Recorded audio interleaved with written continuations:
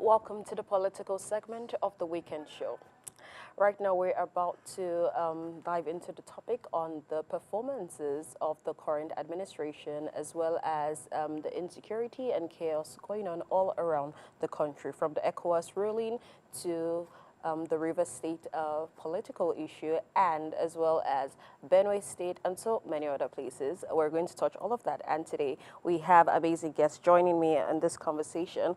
Firstly, we have Owarisa Gerald, who's a spokesperson, Southeast Youth Stakeholders Forum. Good morning, and thanks so much for coming on the show. Thank you for having me. We also have Honorable Daniel Atayi, who is a comrade and a rights activist. Good morning. Morning. Thanks so much for joining us. Nice having me. We also have coming back on the show, Honorable Usman Ibrahim, who's the National President of Northern Muslims and Christians for Peace and Progress Initiative. Good morning. Good morning. It's nice to see you again, sir. And another return guest, Idris Kalgo, who is a PDP chieftain. Good morning, and thanks so much for joining us on the show today. So, I have my first question is thrown at everyone. So, but we'll start with you, Idris. How would you describe the overall performance of this administration?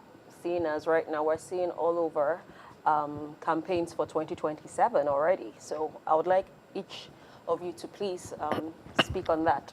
How would you describe the performance of the current administration? I will start by saying it's very poor because we have seen lots of failed promises. People may decide to say, okay, no, it's too early to say, but this is like 2 years to go. 2 years down, by May 29, it's 2 years, and then we have nothing to show. There's a president who, when he was campaigning, he was like, let the poor breathe. But unfortunately, he's busy suffocating the poor people. People are suffering on a daily basis. You can see all the rising of the insecurity of a thing. What are they doing? Nothing to show. So for me, I read them very poor. And not because I'm in the opposition, but the truth be told. You look at the whole thing and see what's happening in the country. Insecurity, lack of unemployment, the poor, the masses cannot even, there's no any even business atmosphere whereby you can just say, okay, this is what I can do. But unfortunately, there's nothing you can do. There's no money in the country, there's no money in circulation, nothing is there. I think, was it last week or last 2 weeks, I saw by Ononoga calling some Nigerians lazy. Because of somebody who have lots of profits, somebody who have turned into business of about 200 and something million business. You can't call Nigerian people lazy or even fools just simply because somebody is doing well. That person is not the same. We have more than 150 people in Nigerian people who have no even access, who doesn't even have up to like 2 million naira in their pockets. But this is somebody who has more than 250 million business. It's a different thing. What have you done for the poor people on the ground? What have you done for them? And then you look at even the civil servants, nothing to show. The common minimum wage is even getting way out of hand. It's so difficult they can't even do anything about it. A civil servant can no longer afford to buy a bag of rice. They're busy begging. Lots of them are now turned into taxi drivers because of the increment of the fall of a thing. So you look at it, and then nothing to show. And then we have a president who says, we're going to have light, electricity, and also promised that if he did not give us light, we should not vote for him. It's a promise, and then we Nigerians, we are law-abiding citizens. We will respect him, and then we will not vote for him to 2027 because we will show him. He said we are not supposed to pay high, but look at how much we are paying. Band A on Band B. These are something that have to do with all this Band A, Band B, Band whatever they call it. Something that has to do with like, okay, it's something that you do, the ministries or companies, but not private residents. People are paid. For example, now, I pay like almost 15,000 naira in just 4 days. So what is it meant for? So if you look at the civil servants, how can a civil servant survive? And then you look at the entrepreneurs, nothing to show in the business atmosphere. That's nothing. Insecurity of everything is rising. All they do is just complain on the TV. And then unfortunately, we see his son busy fighting with students. But 2027 is around the corner. We surely not vote for them. All right. Honorable Usman, I'd like to hear your thoughts as well. Thank you very much. This is the same question, right? Yes. Everyone. Thank you. You see, let us not put the cart before the horse, or rather the horse before the cart, but let's call ourselves as Nigerians in the first place. There must be a foundation to put on. Are we talking of the foundation or talking of the state of the nation? Is it the point here we're talking of the state of the nation, situation here and there? I am not in a position rather to analyze or give whatever about the administration, but we, as a conflict state like Nigeria, how do we come up with this situation that we are in now? I believe if we can have that determination and say, yes, we'll get there, definitely we'll get there. God's in charge, no matter what. Let's have that belief in us. The fact is that the foundation was not well propered, you know. The foundation that is cracking, that's what actually is the result that we're receiving right now.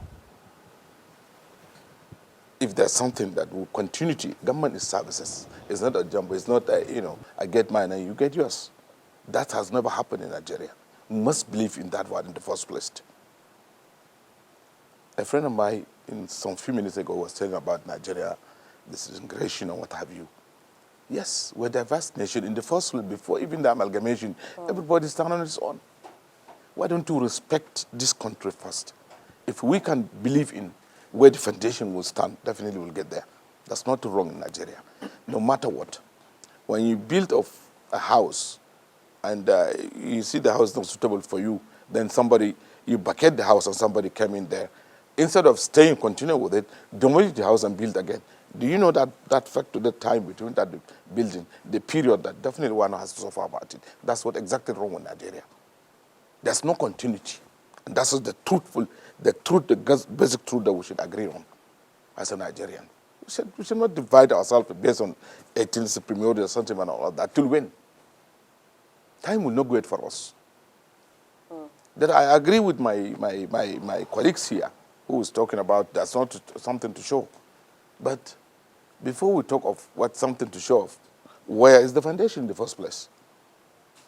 Okay, comrade. Yeah.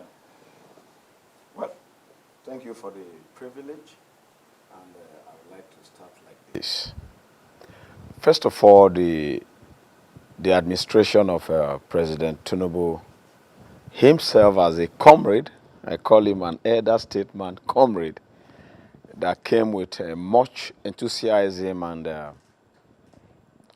pragmatism from his many years of activism on the street of Nigeria and even abroad.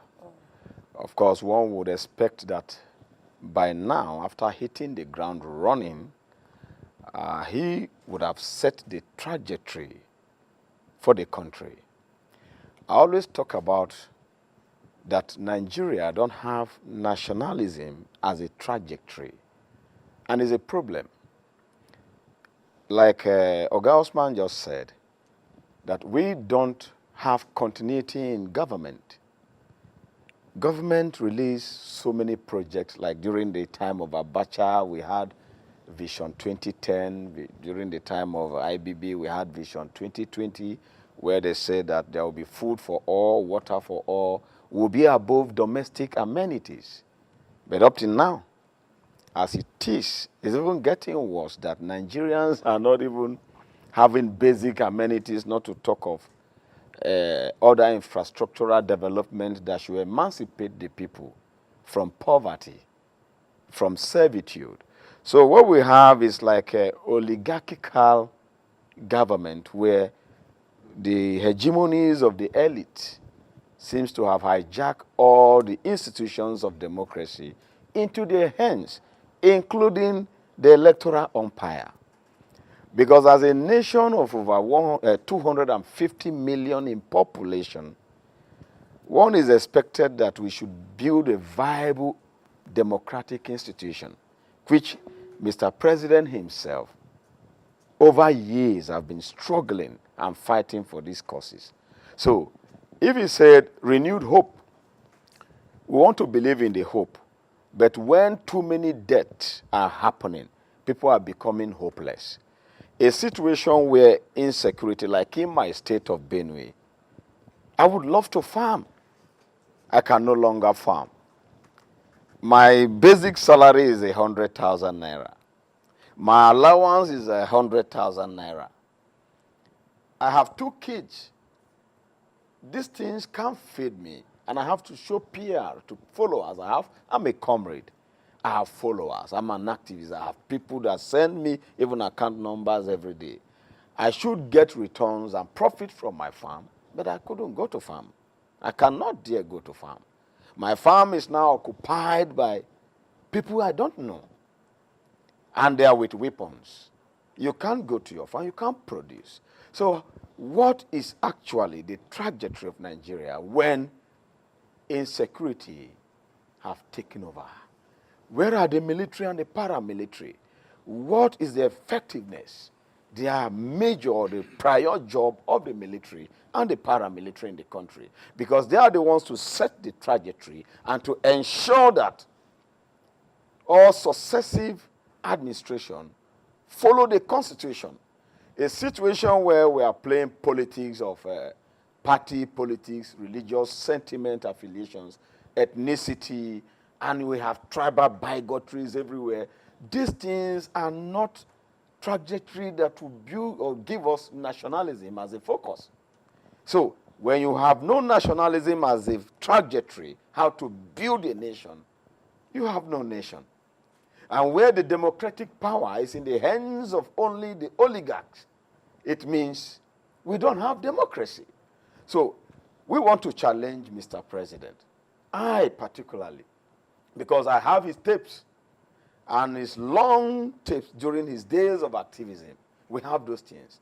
And we believe that by pushing to come to be the #1 in Nigeria as a president, we hope to begin to see those things. Comrade, let's bring in Gerald into the conversation. So, yeah, good what are your morning and thoughts? thank you for having me. Thank you. To start with, I strongly disagree with my PDP brother that the administration of President Bola Ahmed Tinubu has scored very low. Well, let me ask you, this is just 2 years, we are getting to 2 years of President Bola Ahmed Tinubu administration, and you say he has failed woefully. I wonder the kind of magic you want him to perform in this kind of country. Just a few days ago, we just received the news that President Tinubu has reduced Nigeria's debt to IMF from 3.26 billion to 800 million. Is that not an achievement? It is. Good. Secondly, this is a president, that has fought tooth and nail since he entered for the local government to get autonomy. It has never happened before. Now, the local government, whatever they deserve, go to them. This happened in a space of 2 years. Is that not an achievement? I know that the economy is bad, which is, there is no country that you go from that COVID era till now that the economy has remained the same. It's not just about Nigeria.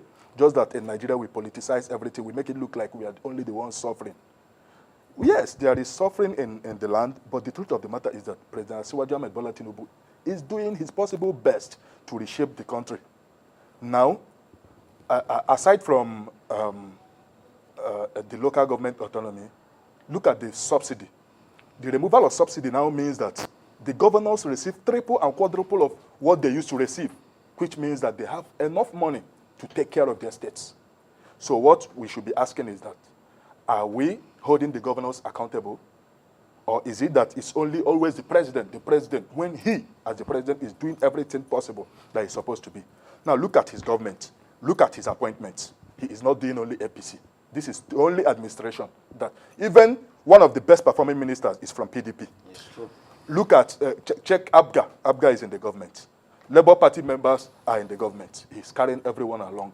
This is not to stay by the corner and criticize Asiwaju Ahmed Bola Tinubu morning, afternoon, night. He has taken their best into the party for them to contribute their quota. Now I ask him, if President Asiwaju Ahmed Bola Tinubu is doing nothing, why is half of the leaders in the PDP defecting to APC? If we are not doing anything, why are they rushing APC? Thank you very much. All right. Idris, would you like to respond to that? Sure. All right. Unfortunately, my brother failed to understand one thing. He said he has taken one of our best. When you talk about our best, I think you should talk about people like Atiku, who are heading the party, people like Balagara, who are the governors, chairman of the governors of PDP Governors Forum. Let me correct you. Wike did not support PDP in the last presidential election. So get that clear. He works for APC, clearly. He came on the national TV and said, I will not support the PDP candidates. He said it. Moreover, they even came with the G5 governors. They supported Tinubu. Politics is all about calculation. When you talk about achievements and you're talking about debt, your people are dying on a daily basis. Hunger. I'm sure when you open your phone, you see multiple of people requesting for help from your own phone. I'm sure. That is the kind of thing that we are looking for. We don't care about other things that does not even concern the common people. The subsidy of a thing. At least allow the people, even if you show me one single thing that the government is doing for the masses. Is it the hospital? Nothing to show. Is it the electricity? Nothing to show. Is it the agriculture? Nothing to show. Just like one of my brother here said, he can't even go to farm. That's the achievement we are looking for. And when you talk about it, just 2 years, of course it is. This is politics. It's just 4 years. In our political calculation, you are supposed to lay on foundation within those 2 years.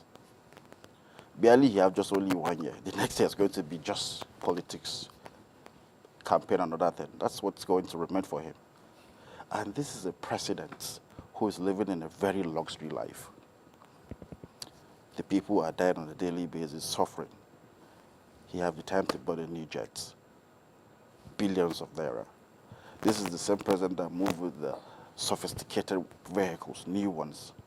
You can also see his son going about sharing food to the northerners, and then we go to the Lagos sharing a 50,000 in an envelope, which we don't even understand what it's meant for. How about creating job? How about bringing, give us at least security, charge them to do the needful?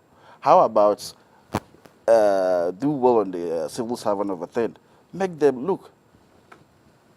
I think my brother needs to go and check properly well to see what Nigerians are really going through.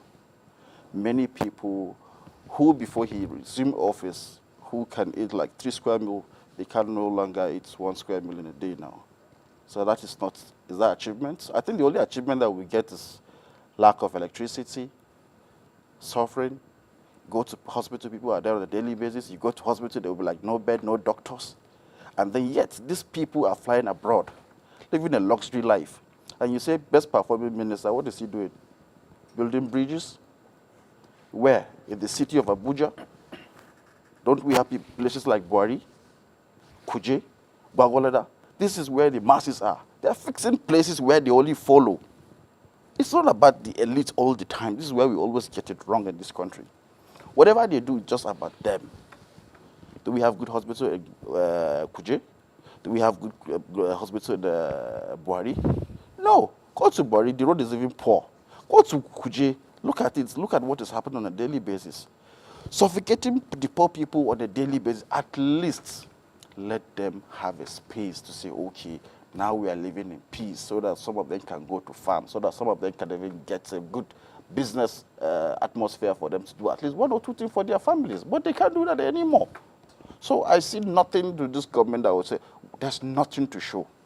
If you are telling me because he has reduced our debt from IMF, oh no, that is not achievement. The achievement we are looking for is the way forward in this country. And like my comrade said about the foundation, he knows too well before he resumed office. He campaigned for all these things. He knows some things are not wrong, are not right. What has he done about it? Was it not the same APC government who lead us for the past 8 years? And the same people are now saying that, okay, the last government are not doing well. They are not criticizing the same government. The same APC government. So what have you done about it? You know about this problem before you resume office. You are not supposed to complain because you campaign for this problem. So you are supposed to show action, do something. The next thing you do, before you even get to office, subsidy is gone. The next thing you know, almost everybody have now become a taxi driver in Abuja. You see a luxury car parked on the side. Hey, where are you going to? Along, enter. Because they can't afford it. They can't. Like, from example, like from Kubwa to town, just go and come back. You have to spend like nothing less than 8,000, 10,000 naira for. How much are you earning in a salary? How much? So how can you say it's an achievement? People are dying and suffering. I think they should go and check the full meaning of achievements. We're not looking at buying new cars. We're not looking at buying new agbadas. We're not looking for a minister who just make mouth and do nothing but just confuse people on a daily basis. All right. So he has responded to your question, but we'll get to you very soon. Comrade, you were speaking on not being able to go to your farm because of insecurity. So let's talk insecurity. You know, the violence still continues in Benue and in Plateau. What do you think is lacking in the government's response to all of this? Sincerity.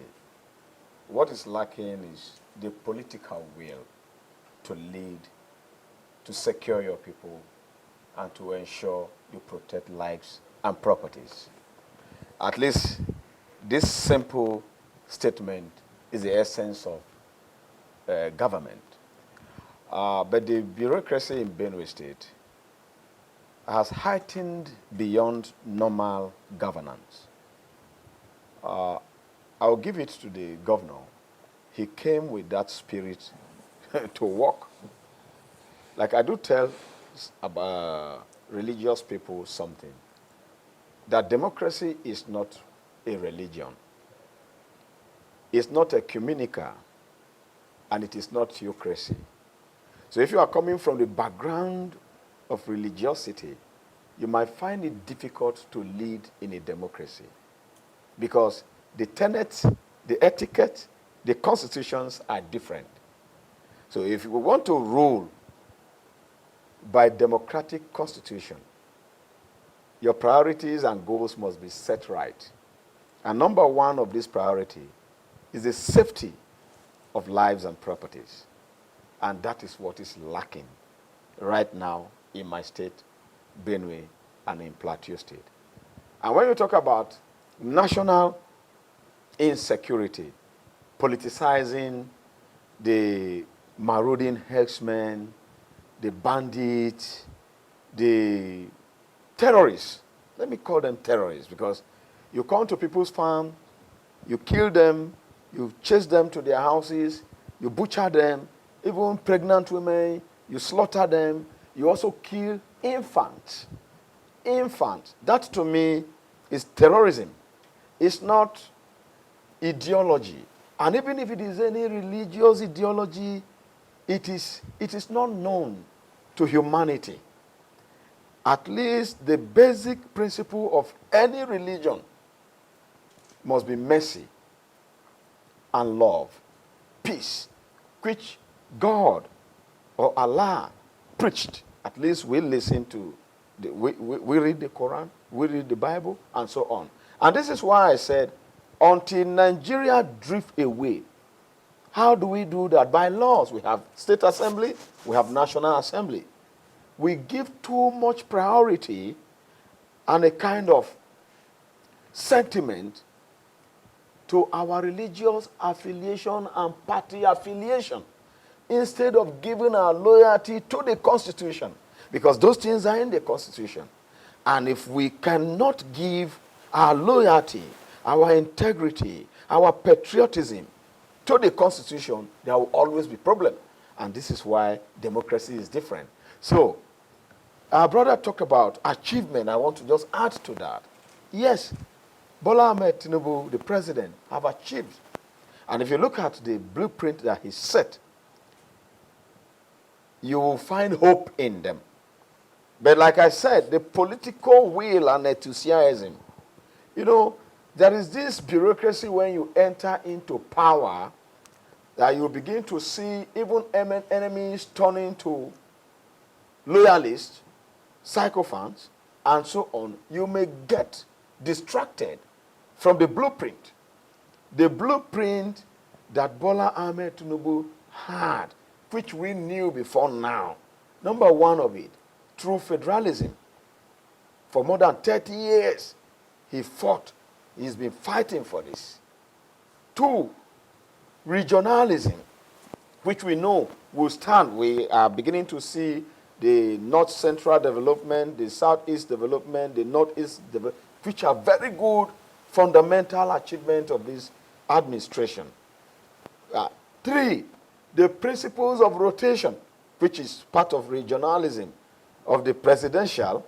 And when you go to the state, you've discovered that there is this anomaly by the majority tribes that always usurp the power of the minority or jettison their patriotism or citizenship, whereby they cannot even contribute to governance and political power in the state. Like in my state, for instance, the Zone C senatorial district politically has never governed the state as governor since the past 49 years. That is an anomaly. Democracy never spread anywhere in the world that it is the power of the majority. What democracy stated is that it is the power of the people, minority inclusive. And so where you have tribal sentiment, ethnic bigotries coming into democratic etiquette, there will be militation. And the militation will cause serious disaffection, non-inclusivity, and it will create political acrimony and animosity. And that is what we are having almost in all over the state. So let's go constitutional. I beg Mr. President, I beg the state governors. For instance, you are giving billions of money from the subsidy removal to governors. And most of these governors are now founding their political parties and cronies, sponsoring them. And this money that Mr. President is bringing is for the people. Now, he talked about holding the governor accountable. How do you hold the governor accountable when he has what we call constitutional immunity? And that is a very big blow in the Nigerian constitution. So when we talk about constitutional reform, people say, he wants to separate the country, wants to divide the country. In the real sense, are we even one Nigeria? Are we one Nigeria? When we are filled with sentiment of tribalism and ethnicity, and that is killing the constitution. As I talk to you, even in the military, in the paramilitary, a lot have been indoctrinated and a lot of compromises. If not, where in the world would you see, not in a state of war, where somebody will come to your land with AK-47, massacre 50 persons in a day, and in the next week you still have 50, 100 or souls dying? Where does it happen? Comrade, it's so unfortunate, everything that's going on with the violence around the country. But Gerald, why do you think, with everything going on right now in states like Benue and Plateau that I mentioned earlier, why do you think a state of emergency hasn't been declared in those states that the violence is occurring? Exactly. But it was declared in a state like Rivers State. Do you think there's a political, interest at play in that? This is a very strong question, and in all honesty, I don't support the state of emergency in Rivers State. Let me make it very clear, despite being an APC member, you understand? But what we have to understand is the president, is binded by the Constitution, and he has the powers, he has the prerogative to, take certain decisions. And he gets the security reports, so he knows exactly when to take certain actions. So I just believe that he did it because he gets the information I don't have. So, secondly, about Benue killings and Benue and Plateau, what is happening there is very sad, But why I get angry is that people make it look like Asiwaju Ahmed Bola Tinubu became president and there are killings in Benue. It has always been there, and the problem is what I don't know. What we should be asking of now, why is this thing persistent, no matter who the president is? Honestly. Do you understand? It's not like Asiwaju Ahmed Bola Tinubu became president and they started killing people in Benue. It has always, this particular problem has always been there. So how are we going to solve these problems? What are the governors doing? What are the traditional rulers doing? What are the key leaders there doing? Because I don't think any president can help you in your state when your governor cannot do anything. Do you understand? The president no, he can only help. The way he can help is to bring, he's the commander-in-chief, is to bring state of emergency there or bring the military to take over the state. Because in Rivers State right now, you have military administrator. There is no terrorism in River State. There is terrorism in Benue. There is terrorism in Plateau Tro. So we need to be protected. If state of emergency will Our solve lives the problem, matters. if state of emergency will solve the problem in Benue and Plateau, the president should go ahead and declare, I have nothing against it. But what I'm trying to say is people shouldn't make it look like President Asiwaju Ahmed Bola Tinubu is the cause of the calamity. You know, all these problems have been there. I don't think anyone is saying he is the cause, but The PDP as, person is saying he is. as the #1 citizen of the country, we would expect action to take place. Because Drastic action. exactly. Let me because tell you, lives are if being you go lost. to Benue now, there is a district that they invaded 4 days ago, Akpa in Otopo local government, and then Apa local government, Agatu local, in fact all over. You are moving with fear. And then you see, you talked about allocation, security vote coming to governors. The security vote, is it not for the military, the paramilitary to patrol around the nooks and crannies of the villages? We don't talk about them patrolling with their vans on the main road. These insurgents, they don't follow the main road. They come through bushes, through your farms. They can even bury arms in your farm and wait for you not to come to the farm. Comrade, I'd like Honorable Usman to join the conversation. Seeing as we have limited time, what is the way forward in the country when it comes to insecurity and when it comes to leadership? Thank you very much. Actually, we cannot contradict ourselves in a basis of lamenting situations in Nigeria. Every situation in this life, it has a solution, no matter what. There are countries that went through so many things. At the end of the day, they become a country, and now sometime we're ending it. We Nigerians will believe in copy and paste and road tricks of lies and deceit. Exactly. The country is not like that. The country has founding fathers. It was laid in the foundation very strong, Yes. but unfortunately, was jeopardized. However, we can make it again. Exactly. It happened. It can happen. If not in our time, our children can do it. Amen. Why don't you have that faith? That is Don't the believe trajectory. if every Nigerian needs one another, whether you like it or not, whether we call ourselves terrorists, we call ourselves whatever names. Yeah. We need one another. That's the fact. How do you make a country? Do you want to divide in the basis of 36 states? I'm from Borno State. Nobody has experienced what I've experienced. If I told you the experience I have, you pity for me. I don't want to talk so that I can share tears and people will be laughing. Yeah. You see, that foundation is very strong. Let's love ourselves. We Nigerians got endowments with everything. Every state in the federation has everything to give. No state ever in Nigeria, except those with population to get tax. Yes, I agreed. Like Lagos, Kano, and all this kind of Port Harcourt, what have. Yes, agreed. Because people live there and they have to pay tax. I pray for President Bola Ahmed Tinubu because I want to align with this, my brother, in just one thing. He struggled to reach where he is. Yes. I hope if all of us will do the same, let's pray for our country. Disintegration is not a solution to our problems. We must make it great again. Support another PDP or APC or whatever names you call it, or political affiliation. These things we need is the foundation to start a great Nigeria again. That's my prayer. Thank you. And I always stand by it. And above all, even the religion, whatever factors, yes, we agree we must pray to God. Two religions only in this planet, Muslim and Christianity. We only know one God. There's no two God at all. If there's two God, they will fight definitely. So let's accept this one that we can change. Believe in me, my brother, my sister, whatever. We'll make it again. That's all. Okay. That's my prayer. Thank for you all the very time. much, Honorable Usman. Thank you. We'll have to, end this segment right here. And as we always say on the show, every Nigerian needs to hold their leaders accountable Definitely. from top to bottom, from the Exactly. president to the House of Assembly members, to your governors, local government chairman, councillors. Everyone needs to be held accountable in order to get the change that we deserve. Thank you so much, gentlemen, for coming on the show. We hope that there is peace in the states that are struggling right now, and we also hope for drastic change when it comes to governance. Definitely. In order for us to see impact. God will make it Okay, happen. that's it for the political segment. Do stay with us. We'll still have more coming up on the Weekend Show.